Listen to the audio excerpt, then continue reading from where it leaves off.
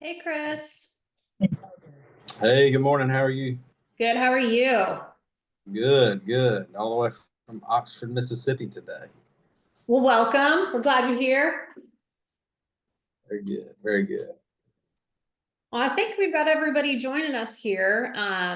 Thank you guys for hopping on our webinar. We're really excited to have you. Um, Yes, well, I think you guys heard Chris is joining us remote from, what did you say, Mississippi? Oxford, Mississippi, Ole Miss Rebels. So pretty soon we'll be saying hotty toddy. If you don't know much about me, I have a daughter who's getting ready to go to college.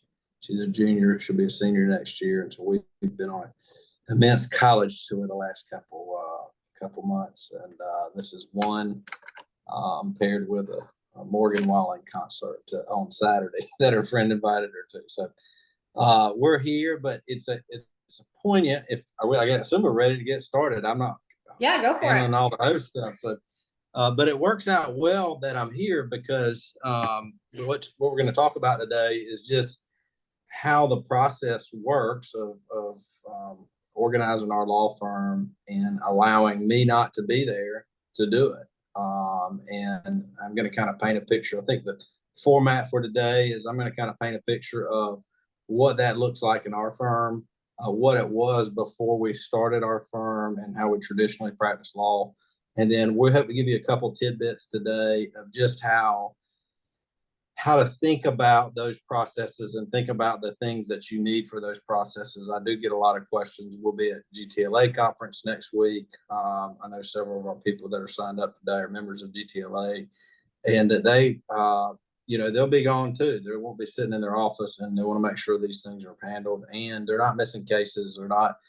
They're being able to track the things that they want to track. So without further ado, let me kind of paint a quick picture about what it used to look like and what it looks like now, and then Ellie will kind of lead us through how we got there. So, if you don't know, I have a firm in Thomasville, Georgia. We have two other satellite offices in Albany, which we're building out, and then Valdosta, and it creates quite a bit of challenge. But we're coming up on our 5th-year anniversary, and when we started, we had one paralegal, and it was myself as the attorney, and we knew that this was pre-pandemic.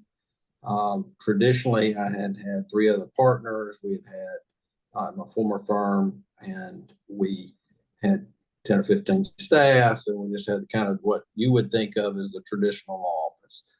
You come in, everybody gets there at 8:30 or 9, and then we all work together. And if somebody needed to be in court somewhere else, we'd cover each other.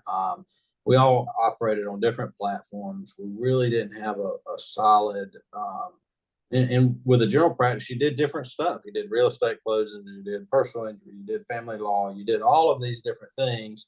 And sometimes even like the real estate program or the bankruptcy program were very different than what you needed to do injury cases. And we operated on Excel spreadsheets and emails and Dropbox, and it worked to some degree, but it wasn't that efficient. And so when I started my firm, it was just me. I knew that I needed to be able to work from anywhere. I needed to be able to make sure that what was happening in the office, if something came in the office, that I could handle it there. And so we went about designing a firm that could do that. And also, as there were hiccups along the way too. So data, I mean, not data, but the actual technology that we use probably worked great. But at the same time, how do we know that we're growing? How do we know that that what we're doing is working? So we're coming up on our 5th anniversary. We started with one person in the office. That was you, Ellie, and now we were at staff meeting this week, and we have 10 people sitting around the table. We've got several people that work remote. We've got a bookkeeper that's remote. We got a couple of nurses that are remote. We got there's just a lot of different intricacies and all those things. So if you want to kind of see into that process, stay tuned what we got going on today. So Ellie, you want to take us away? You want to add to that? Yeah, thanks, Chris. I think that the overarching kind of concept of this, and I think this is what brought a lot of you guys to this webinar, is that you want to know how to run your law firm with as much efficiency as possible, you know, utilizing different strategies in order to make sure that, you know, you can spend all of your time practicing law. Because for many of you, you're both firm owners and you are attorneys. And so, and both of those are legitimately 2 full-time jobs. And so you really run into, okay, I need to get this brief done, or I need to get ready for this deposition. I've got trial coming up, but gosh, I also had something happen with my technology or my IT, or I need to hire somebody, or I need to look at how many settlements we've gotten done. You know, so there's all of these kind of tensions and pulls that are being brought to your table or to your desk, you know, really forcing you to kind of work in both areas. And it's next to impossible to be able to do either of those very efficiently. So the concept of this is that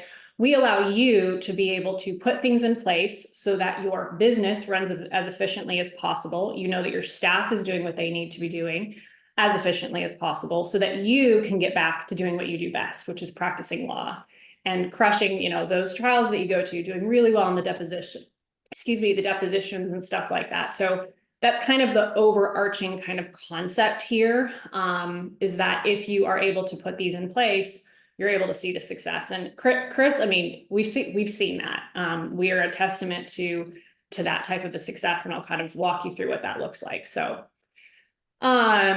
what you're going to walk away with today is going to be the questions we asked ourselves as we were kind of going through this process, the strategies we put in place in order to ensure that we were able to do this, and then the outcome from each that's created the operational efficiency that we have today. So you're going to get some really good actionable items and kind of see behind the curtain as far as what we did, so that you don't have to create all of this from scratch. That's the point of today's webinar.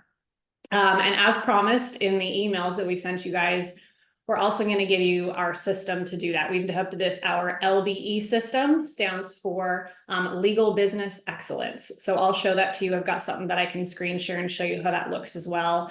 And then there's also a PDF worksheet. I'm going to go ahead and stick this in the chat here. If you want to download this really fast, you're welcome to. It's also going to go out in an email with this recording afterwards. So we're not going to go through this spreadsheet now, but I wanted to give it to you guys if you had questions at the end that you wanted to bring up regarding this as well. So that just went in there if you wanted to download it.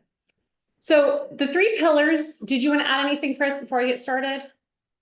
No, go ahead. Let's go ahead and get to the meat of it. So for folks, we want to be efficient with their time today. Okay. We appreciate it. Yeah, absolutely. So the LBE system is broken into 3 pillars.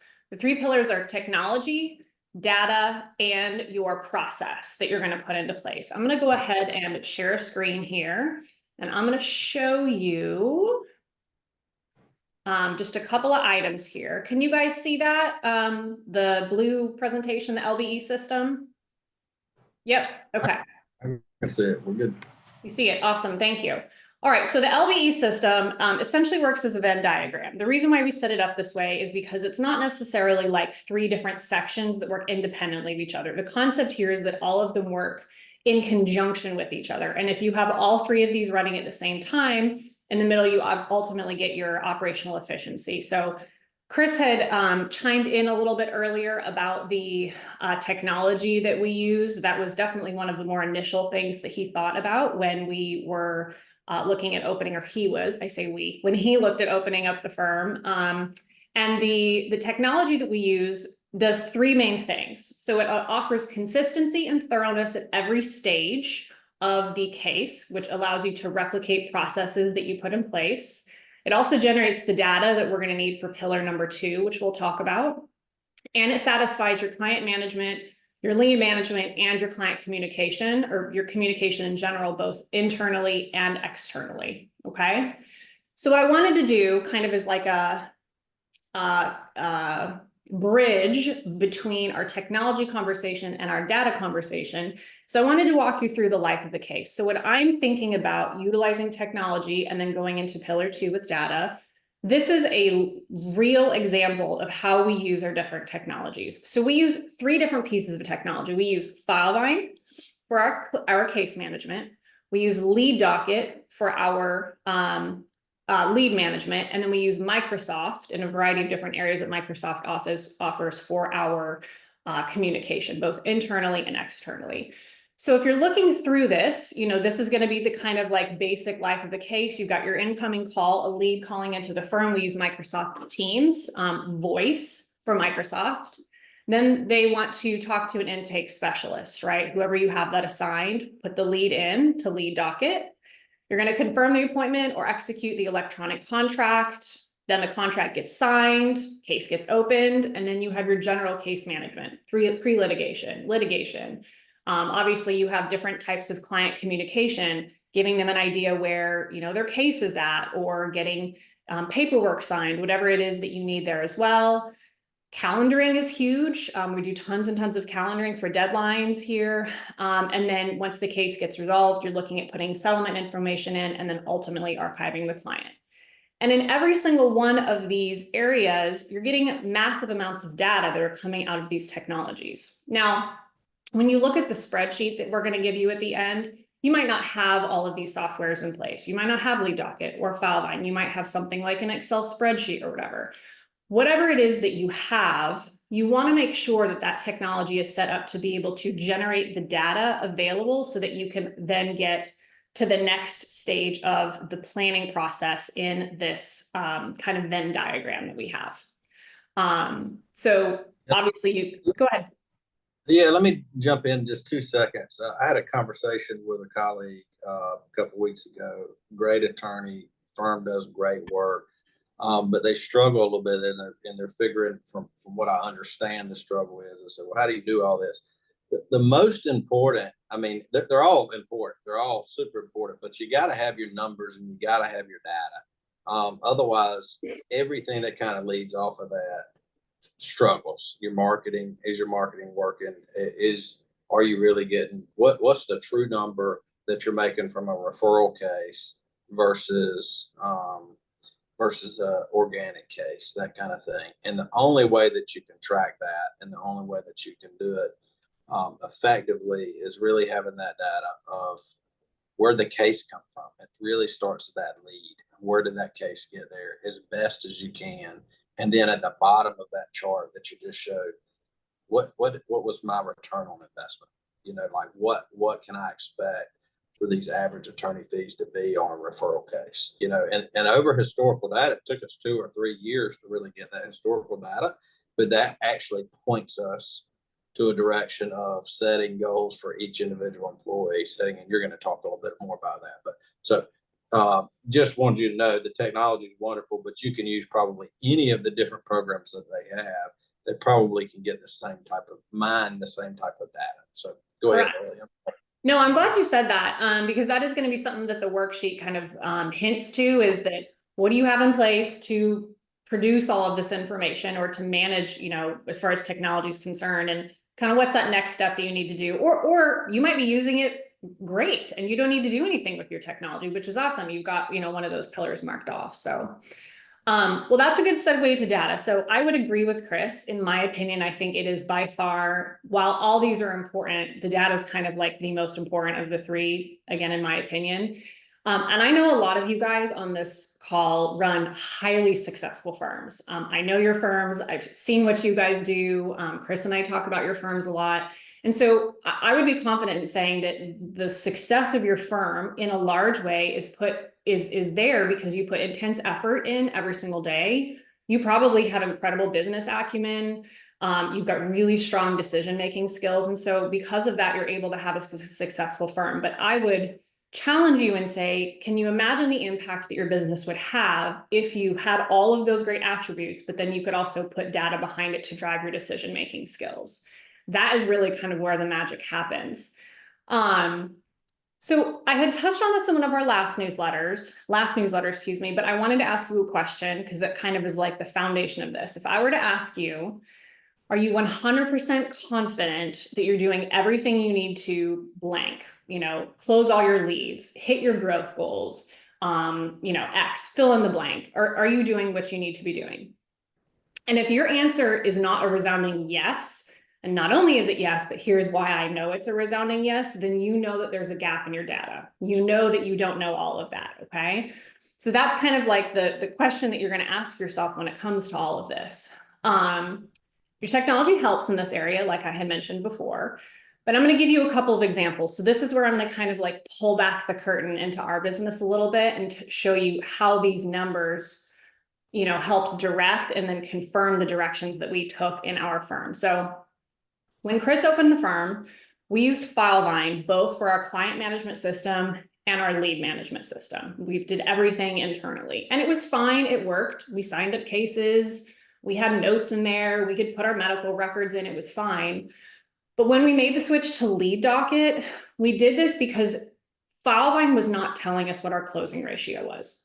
Filevine was not telling us what the effectiveness of our intake process was. We had no idea. We knew we were getting cases, but we didn't know how many of them, what the type of case was, et cetera.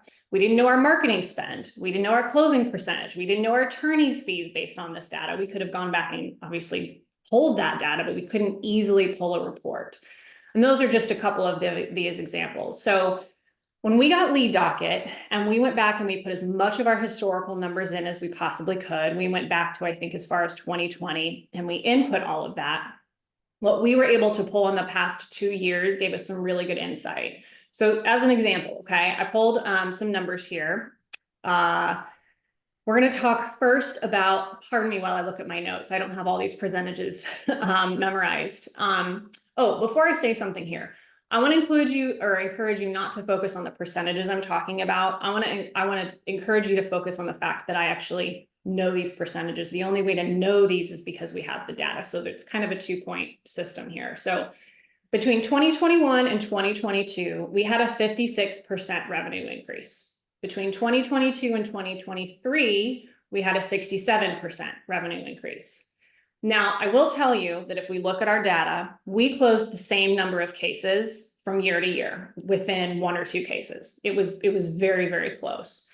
So the question is to us when we sat down and looked at the end of the year, okay, did this percentage go up from 56 to 67% year over year because we got better at what we did? Did we get out cleaner demands? Did we present our cases better? Were the attorneys more, did they negotiate better, right? Did we have a more skilled staff?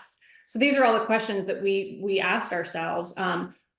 Or did our percentage go up because we had the type of case we had was better? You all know that there's 2 ways to increase your attorney's fees or your revenue. You either have a higher severity case or you have more cases. Those are the 2 ways you can do it.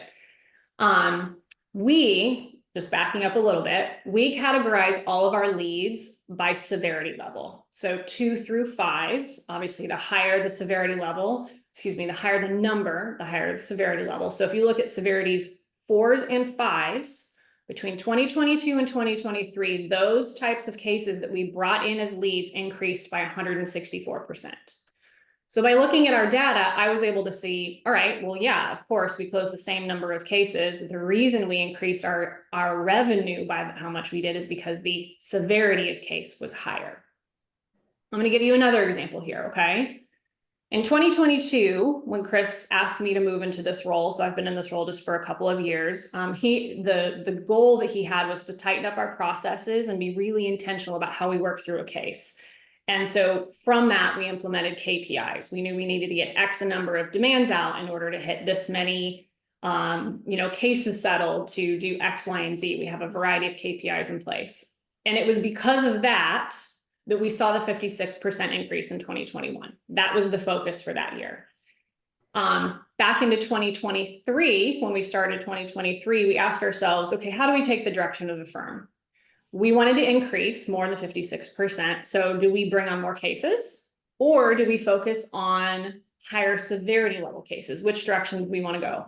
Well, if you get more cases, you have to have more people. So your overhead is going to increase. And that wasn't a direction that we wanted to go as a firm. And so we made an intentional decision to focus our marketing efforts to increase the severity level of the cases that come in, either from referrals from all of you awesome attorneys that send them to us, or how we market ourselves kind of, around town, different things like that. And as I had mentioned, that, what was that, 167% increase, I think, that we had in the severity level, 164%, was indicative of the fact that the marketing efforts we made to bring in higher severity level cases worked. We wouldn't know any of this if we didn't have the data to back it up. We would say, oh, great, our revenue went up, yay, yay us. But there's always that sense of concern when you don't know why. You don't know how to be intentional about it. And let me add to that just 2 seconds, because I know we'll be pushing to get to the process side. How do you start that? That was the question I got the other day from an attorney who called me on this. And I said, well, just look at the last year first and grade all your cases. It starts with a grade. Like, how did they come in? How did they finish? And probably how they finish is more likely, because, you'll have those cases if you do injury work that you'll come in and they'll have a car wreck and it looks like a whiplash soft tissue case. The next thing you know, in 6 months, they're having surgery on their neck or their lower back or something like that, or a fall. They get few things in injections. That's a 3, and then they, and how we categorize those is, 5 is catastrophic or death case. 4 is a surgery case. 3 is your soft tissue, and 2 is minimal injury kind of thing. And 1 is really, we have a 1 category, I think, still, but it's really not really a case, but there may, you'll get a few people who call you occasionally, hey, what should I do about this? And you want to write a letter for them or help them get some med pay or do something like that. So that's kind of your 1 deal. But you've got to look back at that 1, at least the first year, maybe even 2. If you got 3, just line them all up in a spreadsheet. Assign a severity level to them on your dispersed cases, and then see what your attorney fee was. And if you had to pay a referral, we had to pay a referral. And when you're talking about revenue, like we track what we paid out in referrals, obviously, but when we're talking about our increase in revenue, we're talking about money collected ourselves, not before we paid out that referral. Does that make sense? So I just want you to know, like, at the bottom line, you want to increase your revenue, but you also want to do a good job. You want to work on meaningful cases, but just look at that first year. Like I said, even if you have to drop it in an Excel spreadsheet, we do, and we could help you do it. We could jump on a quick call to help you kind of organize that. If you want to, shoot us an email. We'll be happy to help you work through that. But go ahead. I'm sorry. Yeah. I don't want to keep everybody too long today. Thanks, Chris. Yeah, no, I think that he's absolutely right. That's a great first place to start. That's where we started. All right, process is probably the shortest I'm going to touch on. Data took up the bulk of it. Like I said, it's just that important. Process is the third pillar, okay, like we looked at earlier. And really, the process is where you build your efficiencies. This is kind of where you get in and you do actually the work. So each process that you put in will incorporate the first 2 pillars in some capacity. Okay, like I said, it's a Venn diagram. It always circles around. And the process is going to be specific to an area. It's not going to be a process of your whole firm. So intake has a process. Getting demands out has a process. Scheduling discovery has a process.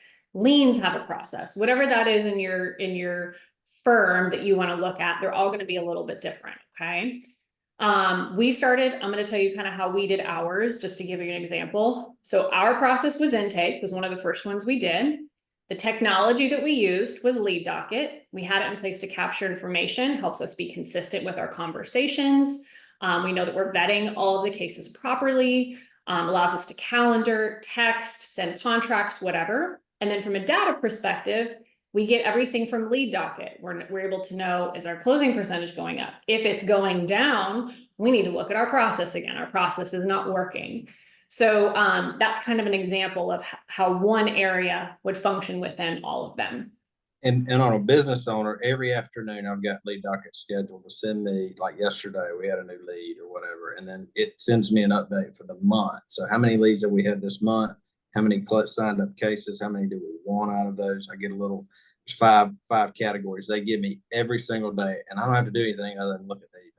And if it looks out of whack, I'm wondering, well, why? Do I need to call somebody this afternoon? Do I need to figure out did I get busy today and need to follow up with this lead, et cetera? So go ahead. Yep, absolutely.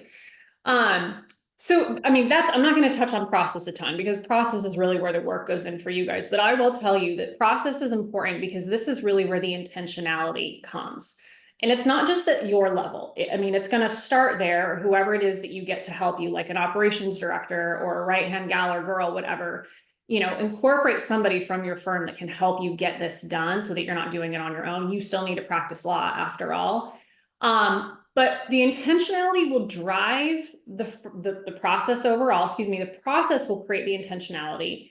That intentionality then drives the decisions of the staff members and what they work on every single day. Because if you don't have these processes in place, your staff will come in and they may work really, really hard, but they're just working for the sake of working. And there's no kind of like goal, there's no true north that you have your entire firm working toward.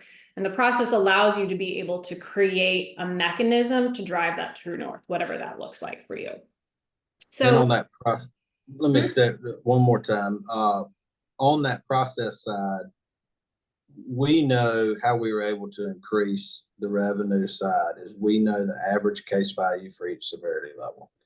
We know on average how many medical records are to get to each severity level, typically on average, how many sets of medical records. And then that drives how many medical requests we want to get out each month, or how many, all that down to the employee, how many demands we got to get out. And you may be going to touch on that right quick, but it really drives, if you're going to send out 20 demands, you can only expect maybe 10 of those get settled within a 90-day period or something of that nature. So, and then it also helps us look at the number of staff that we need to process that many. So based on the cases and severity level, et cetera. So go ahead.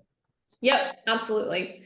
So here's your guys' takeaway. Okay. I hope you guys got some good nuggets. I hope it, spurred some internal questions for you as far as kind of what you want to do next. It was a lot of information that we threw at you guys, but I really hope that this encourages you to take the time to put things into place that you want to take it to put into place. This takes effort. I mean, it really does. I mean, this is taken Chris and I some effort over the past number of years to get ourselves where we are, but it is 100% worth it, because you're going to feel so good when you're able to look back at your data and make changes on real numbers versus just kind of like, oh, I think this is going to work.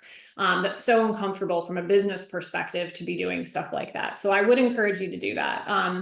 The PDF is there for you to use. It should be fairly straightforward. It's going to just take you through an exercise. It's going to talk about your technology. It's going to prompt you to put some data points in there, like we talked about.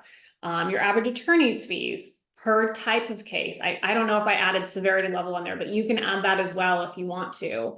And then it's going to give you a handful of action items kind of associated with all of this so that you can start putting things in place and processes in place to get to kind of that next level. So like I said, I put this here for you. It's going to be sent out in an email along with this. And if you need help, Chris had already mentioned that, you're welcome to call me. I look at this stuff all day long. I have multiple little spreadsheets that I've pulled from the data points, and I'm happy to kind of show you how we've done it. So just let me know. Obviously, Chris is another resource as well. So I'm probably not as good as Ellie. Yeah. We do look at and review this stuff together, review it as a team.